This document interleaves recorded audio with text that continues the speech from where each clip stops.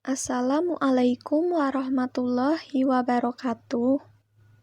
Kali ini, saya mewakili kelompok saya akan menjelaskan mengenai salah satu materi keuangan, yaitu akuntansi dasar. Nah, sebelum memasuki materi yang lebih lanjut, sebaiknya kita mengetahui apa sih itu dasar akuntansi. Akuntansi adalah pencatatan transaksi keuangan secara sistematis dan komprehensif suatu bisnis selama periode tertentu. Akuntansi juga diartikan sebagai suatu proses merangkum, menganalisa, dan melaporkan transaksi keuangan bisnis. Singkatnya, akuntansi dapat diartikan sebagai aktivitas pencatatan siklus keuangan. Secara garis besar, akuntansi adalah rangkaian kegiatan yang mencatat, mengukur, mengidentifikasi, menampilkan, dan melaporkan kegiatan transaksi keuangan. Kemudian, untuk persamaan akuntansi dasar yaitu harta sama dengan utang plus modal. Jadi, maksud di sini adalah jumlah harta yang dimiliki suatu perusahaan sama dengan jumlah seluruh utang ditambah jumlah seluruh modal yang dimiliki oleh suatu perusahaan. Keluaran atau produk yang dihasilkan oleh proses akuntansi berupa laporan keuangan, di mana laporan tersebut harus disiapkan oleh perusahaan dengan menggunakan standar akuntansi. Laporan lain yang mendukung laporan adalah laporan penjualan dan laporan persediaan. Akuntansi juga memiliki peranan yang penting dalam kegiatan perekonomian. Selanjutnya, saya akan membahas peranan tersebut. Peranan akuntansi dalam kegiatan perekonomian ada 5. Untuk yang pertama yaitu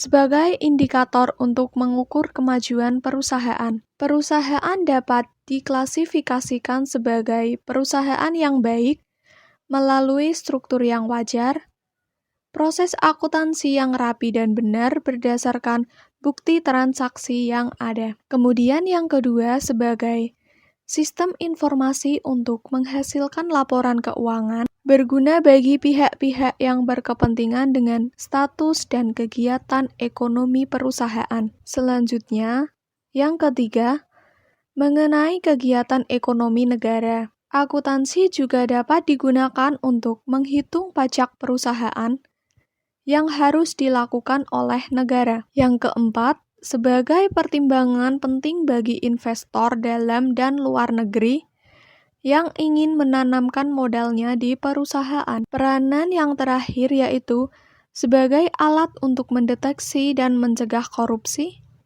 atau penyalahgunaan dana di perusahaan swasta atau pemerintah.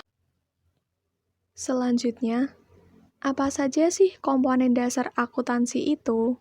Nah, komponen dasar akuntansi ada 5. Yang pertama, aset atau harta. Harta adalah segala sesuatu yang memiliki nilai dan menjadi kepemilikan perusahaan. Jadi, harta adalah semua kekayaan perusahaan, baik yang terlihat wujudnya atau yang tidak terlihat, yang memiliki nilai uang atau bisa dikonversi menjadi uang dan berguna bagi perusahaan di masa depan. Harta digolongkan menjadi 3. Yang pertama, harta lancar. Akuntansi harta apapun yang waktu pencairannya kurang dari 1 tahun disebut dengan harta lancar. Contohnya, kas, piutang usaha, persediaan barang dagangan, perlengkapan, dan masih banyak sebagainya. Yang kedua, harta tetap. Harta tetap berarti ada bentuknya untuk kegiatan operasional perusahaan, digunakan lebih dari 1 tahun dan tidak untuk dijual. Contohnya, gedung, mesin, kendaraan, tanah, dan masih banyak sebagainya. Kemudian yang ketiga, harta tak berwujud. Harta tak berwujud adalah harta yang tidak memiliki wujud tetapi digunakan oleh perusahaan untuk mendapatkan keuntungan, seperti hak cipta dan hak paten.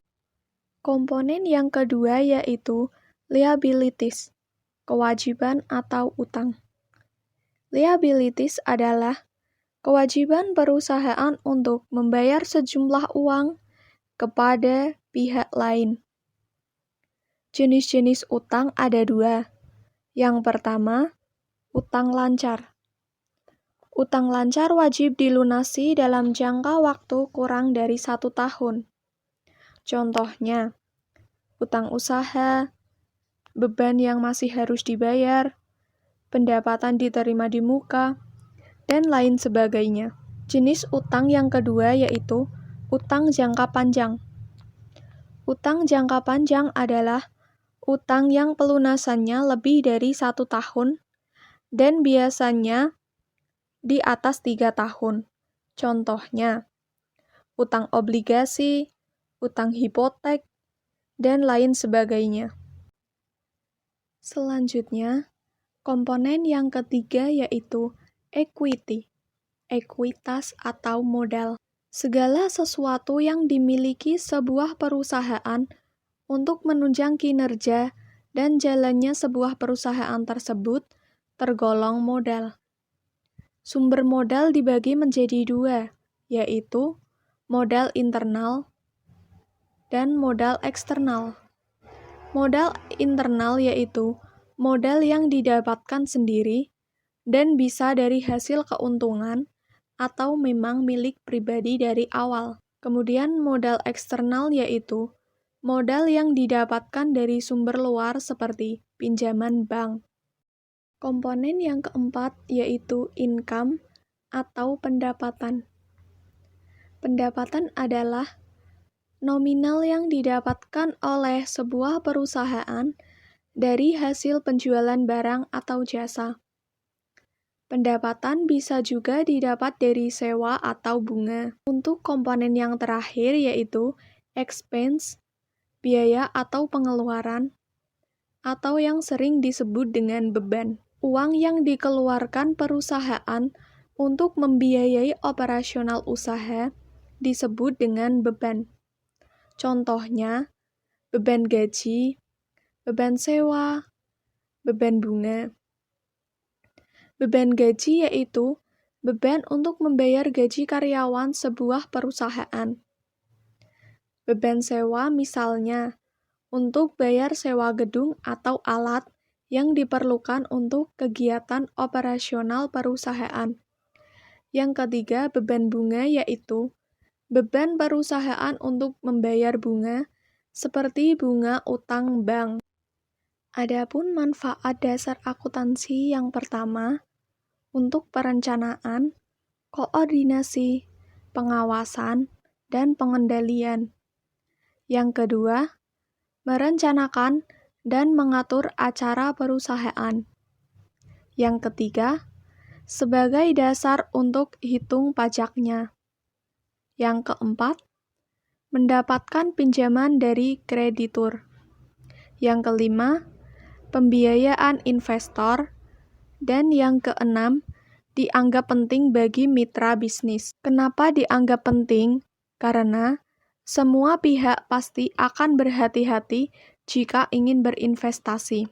Oleh karena itu, diperlukan sikap kehati-hatian dan pertimbangan matang untuk memutuskan apakah investor akan menyerahkan dananya kepada perusahaan atau tidak. Prinsip dasar akuntansi. Standar akuntansi dan akuntansi keuangan telah distandarisasi untuk mencapai standar sebagai berikut. Yang pertama, kewajaran. Kewajaran yaitu laporan keuangan tidak boleh bias dan secara ketat mengikuti prinsip objektivitas. Yang kedua, berguna. Pengguna harus menggunakan laporan keuangan untuk membuat keputusan keuangan yang tepat. Yang ketiga, penerapan. Semua informasi harus dinyatakan dengan benar dan tidak ada data yang harus dihilangkan dari laporan keuangan. Yang keempat, konektivitas. Dengan konektivitas, pengguna harus dapat mengaitkan kinerja satu perusahaan dengan kinerja perusahaan lain. Dengan kata lain, informasinya harus sebanding. Tujuan dasar akuntansi. Tujuan akuntansi adalah untuk menyediakan informasi keuangan suatu usaha. Akuntansi keuangan memiliki 4 tujuan utama. Yang pertama, menghitung untung dan rugi agar manajemen dapat mengadopsi strategi pemasaran yang tepat. Yang kedua, catat transaksi yang terjadi saat menyiapkan laporan keuangan untuk digunakan. Yang ketiga, tentukan status keuangan perusahaan dengan melacak aset dan kewajibannya dengan benar. Yang keempat, memberikan informasi keuangan kepada pemegang saham melalui laporan keuangan, sehingga mereka dapat mengambil keputusan investasi yang tepat. Karena tujuan akuntansi itu menyediakan laporan keuangan, jadi laporan keuangan adalah output dari sistem akuntansi. Adapun laporan keuangan utama pada perusahaan ada 4 macam. Yang pertama, neraca. Neraca atau yang sering disebut dengan laporan posisi keuangan. Laporan ini menyediakan informasi tentang posisi keuangan sebuah entitas pada titik waktu tertentu. Dalam laporan posisi keuangan disajikan aset, liabilitas, dan ekuitas sebuah usaha. Laporan keuangan yang kedua yaitu laporan laba rugi. Menyajikan laporan laba bersih atau rugi bersih sebuah usaha selama periode tertentu. Dalam laporan ini disajikan pendapatan yang dihasilkan dan biaya yang terjadi selama periode tertentu. Laporan keuangan yang ketiga yaitu laporan perubahan modal. Merangkum perubahan atau penyesuaian ekuitas selama periode tertentu. Pada laporan ini disajikan perubahan pada modal dan laba ditahan. Kemudian laporan keuangan yang terakhir yaitu laporan arus kas, menunjukkan jumlah cash yang masuk maupun yang keluar perusahaan selama periode tertentu, meliputi aktivitas operasi, investasi, dan keuangan. Contoh soal akuntansi dasar.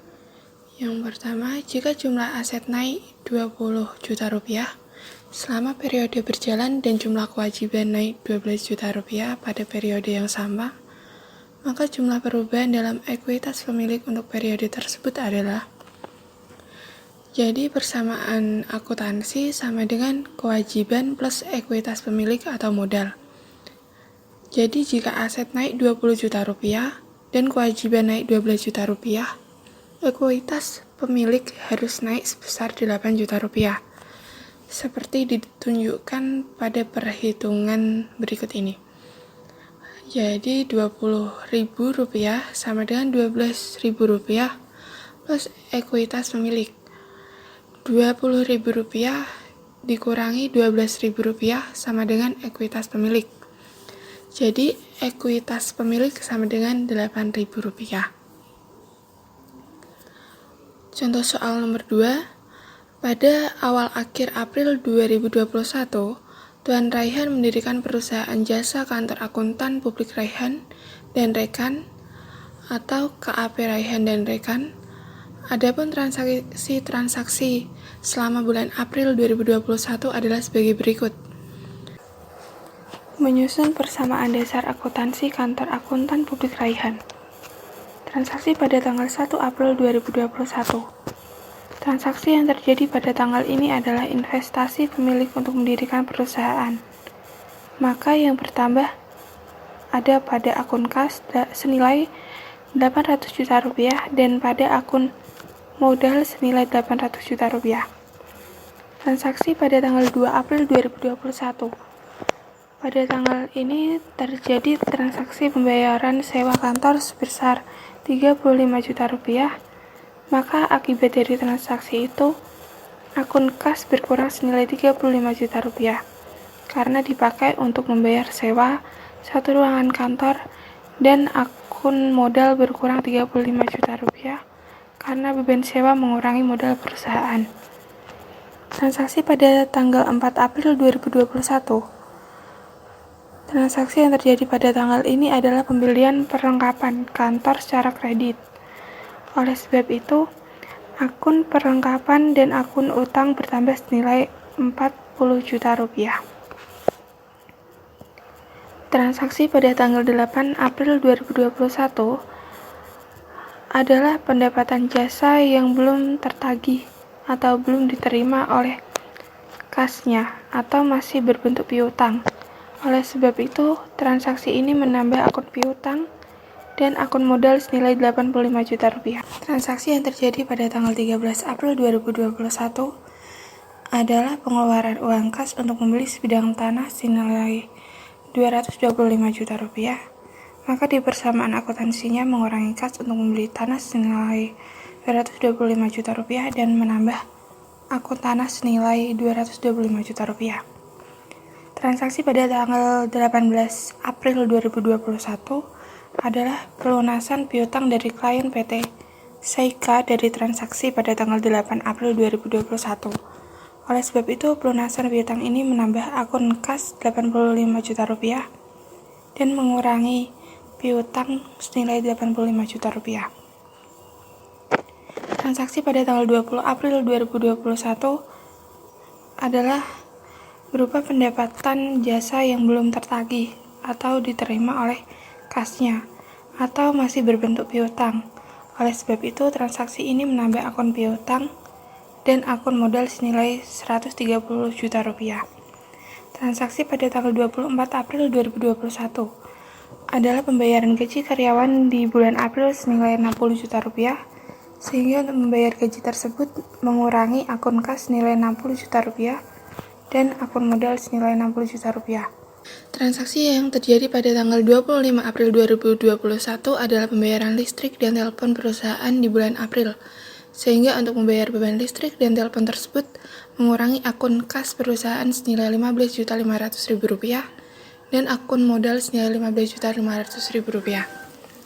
Transaksi pada tanggal 20 April 2021 adalah pembayaran sebagian utang tanggal 4 April 2021 kepada PT Unggul.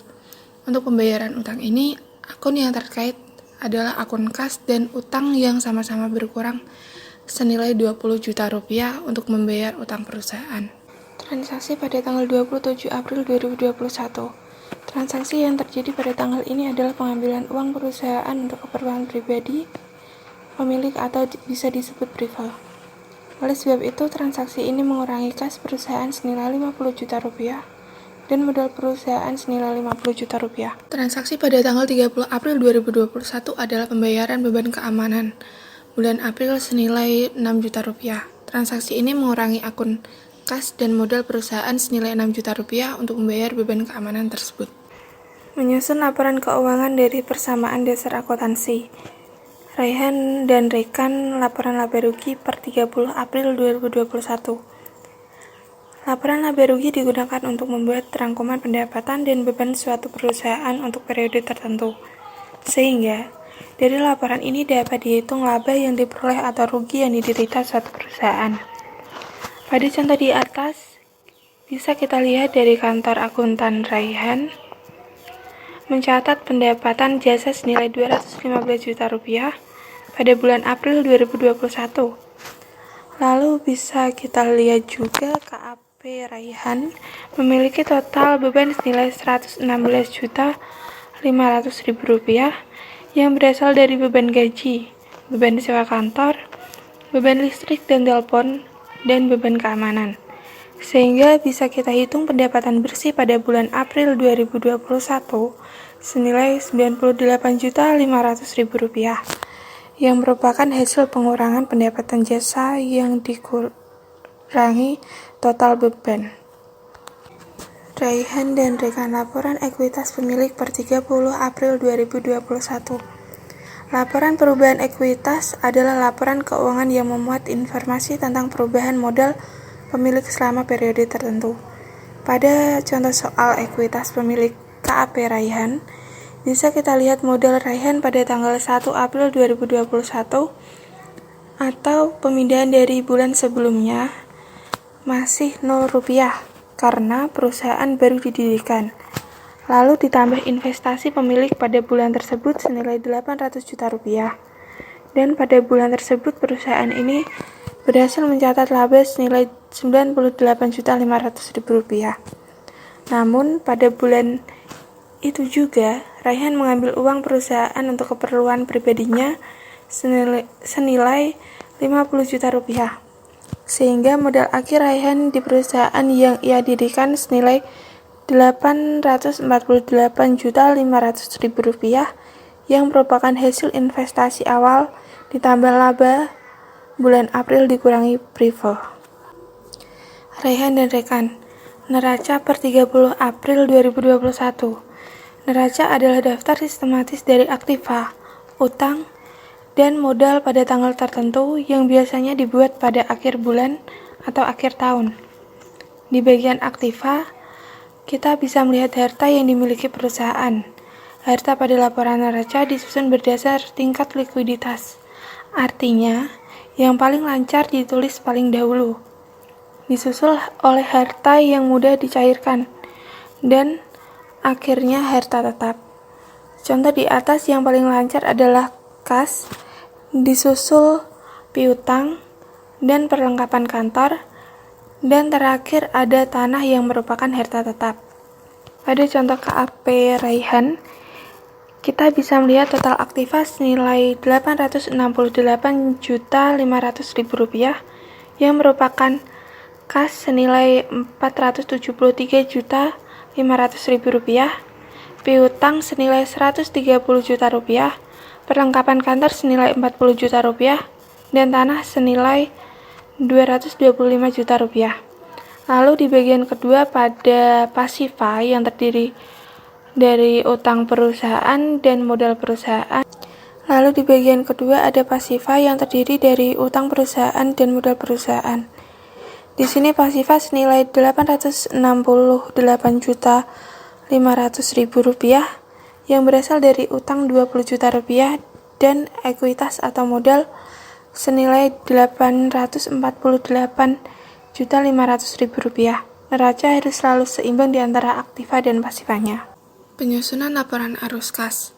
Laporan arus kas adalah atau sebuah perincian yang menunjukkan jumlah pemasukan dan pengeluaran dalam suatu periode tertentu, menunjukkan arus masuk atau penerimaan kas, dan arus keluar atau pengeluaran kas selama satu periode.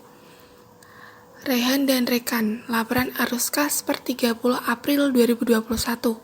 Yang pertama, arus kas dari aktivitas operasi, kas untuk modal awal, perusahaan senilai Rp800 juta, pelunasan piutang senilai Rp85 juta, dikurangi dengan pembayaran kas untuk beban sewa kantor Rp35 juta, beban gaji Rp60 juta, beban listrik dan telepon senilai Rp15.500.000, beban keamanan senilai Rp6 juta, utang senilai Rp20 juta. Arus kas bersih dari kegiatan adalah senilai Rp748.500.000. Arus kas dari kegiatan investasi, pembayaran kas untuk tanah, senilai Rp225 juta. Arus kas dari kegiatan pendanaan, privo, Rp50 juta. Arus kas bersih dan saldo kas per 30 April 2021 adalah Rp473.500.000. Kami dari kelompok 6 mengucapkan terima kasih telah menonton video dari kelompok kami. Salam dari kami, Sanda Hamidah Atalasri, absen 26 sebagai pembuat PPT, Susi Aryani, absen 27 sebagai pengisi suara, Tatak Cahyo absen 28 sebagai pengedit video, Umi Khalifah absen 29 sebagai pencari materi, Willy Kristiningrum absen 30 sebagai pengisi suara.